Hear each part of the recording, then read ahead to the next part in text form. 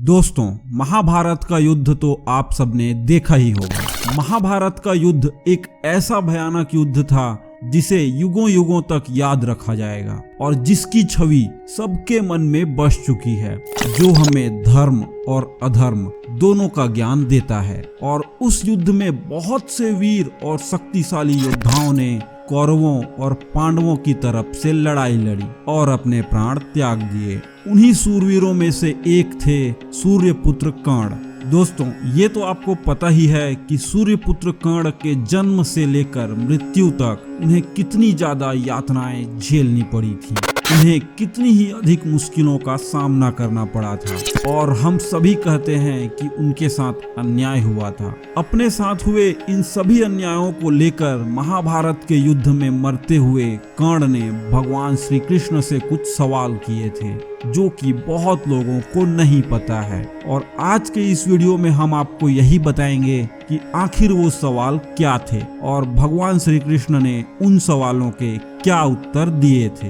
दोस्तों, वीडियो शुरू करने से पहले हमारे चैनल को जल्दी से सब्सक्राइब कर लीजिए। तो चलिए बढ़ते हैं हमारे आज के वीडियो की तरफ। दोस्तों, कर्ण भगवान सूर्यदेव और माता कुंती का पुत्र था। इस कारण कर्ण को सूर्यपुत्र भी कहते हैं, परंतु उनका पालन पोषण एक सारथी ने किया था, इसलिए उन्हें सूद पुत्र भी कहा जाता था। माता कुंती ने अविवाहित होते हुए कर्ण को जन्म दिया था। अविवाहित माता से जन्म लेने और एक सारथी द्वारा पालन किए जाने के कारण कर्ण को समाज में न तो मान सम्मान मिला, न उनको अपना अधिकार मिला। सूर्यपुत्र कर्ण महाभारत का एक बहुत ही खास पात्र थे।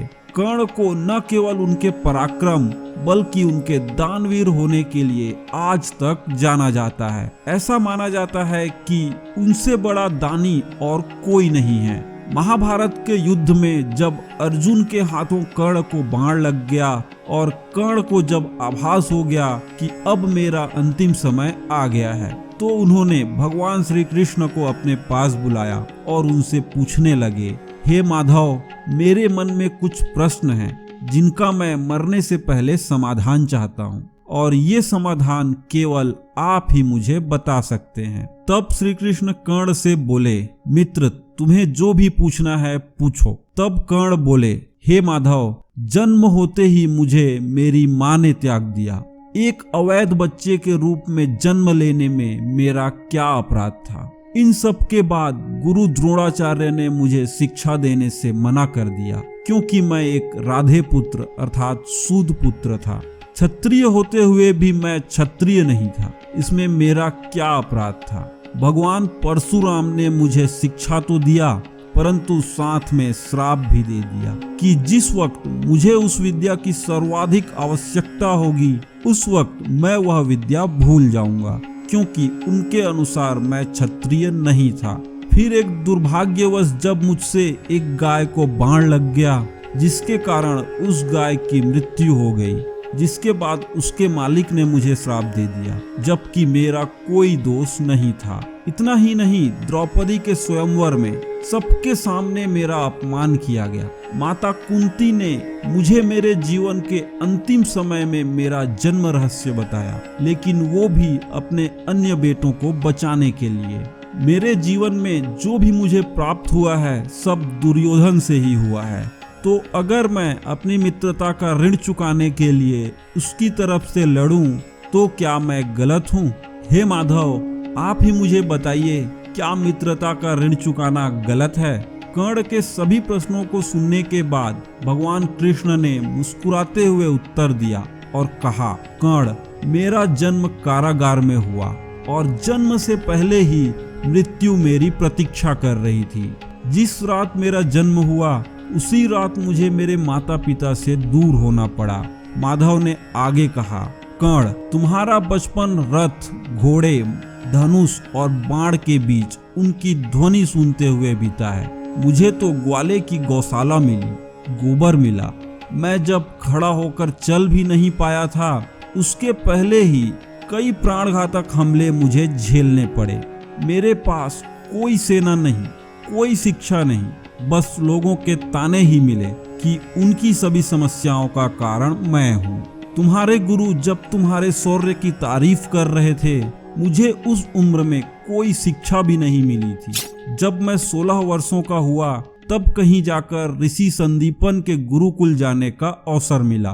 तुमने तो अपनी पसंद की कन्या से विवाह किया। जिस कन्या से मैंने प्रेम किया वो मुझे नहीं मिली और मुझे उनसे विवाह करना पड़ा जिन्हें मेरी चाहत थी या जिनको मैंने राक्षसों से बचाया था। इतना ही नहीं, उन्हें जरासंध से बचाने के लिए मेरे पूरे समाज को यमुना के किनारे से हटाकर एक दूर समुद्र के किनारे बसाना पड़ा और युद्ध में रण छोड़कर जाना पड़ा, जिसके कारण मुझे रण छोड़ तक भी कहा गया। अगर दुर्योधन युद्ध जीतता है तो जीत का श्रेय तुम्हें भी मिलेगा, लेकिन धर्मराज युधिष्ठिर अगर जीतते हैं तो मुझे क्या मिलेगा?